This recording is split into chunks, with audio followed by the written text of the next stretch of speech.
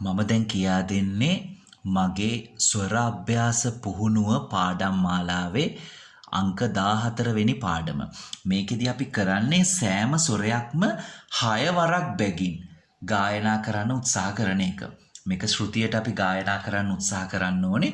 ඒ වගේම ස්වර 6න් 6ට. ඒ කියන්නේ දැන් අපි එක ස්වරයක් 6 පාරක් ගායනා කරනවායි කියන්නේ සෑම ස්වරයක් අවසානයේම ඊළඟ ස්වරේ පටන් ගනිද්දි හුස්මක් අරගෙන ගායනා කරන්න පුරුදු වෙන්න. මොකද එක හුස්මට මේක ගායනා කරන්න අමාරු නිසා. හොඳයි අපි පාඩමට යන් එහෙමනම්.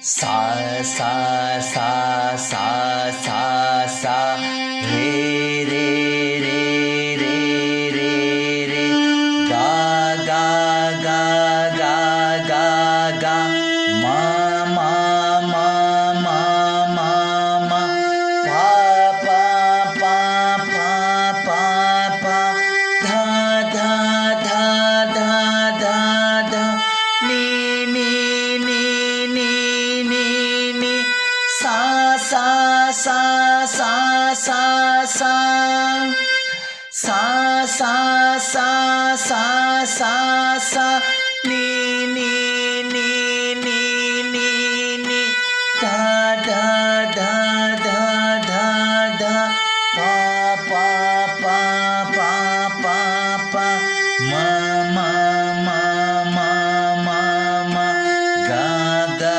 गा गा गा गा रे रे रे रे रे रे सा सा සා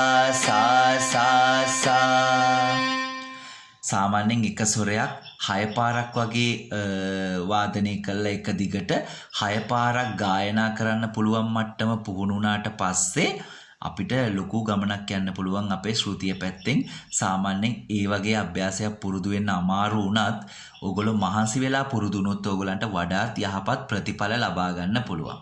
ඊළඟ වීඩියෝ එකකින් එහෙමනම් හම්බ වෙමු. channel එකත් subscribe කරන්න.